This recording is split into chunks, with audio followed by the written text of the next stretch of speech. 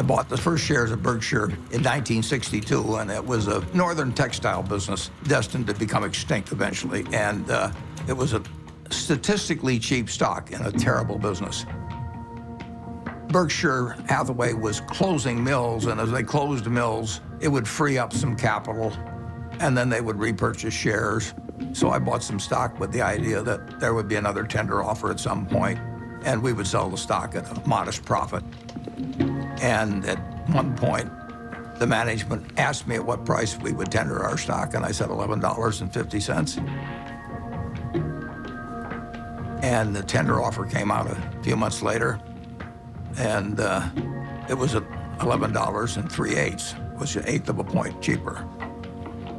And that made me very mad, so I just started buying more stock. I just felt that I'd been double-crossed by the management, and in May of 1965, I bought enough so we controlled the company, and we changed the management.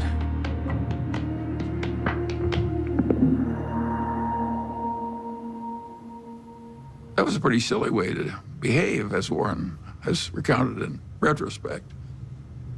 One of the reasons Warren's successful is he's brutal in appraising his own past. He wants to identify misthinkings and avoid them in the future.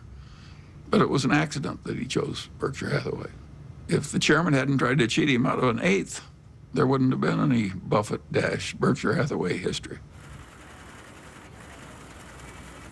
If you're emotional about investment, you're not going to do well. You may have all these feelings about the stock. The stock has no feelings about you.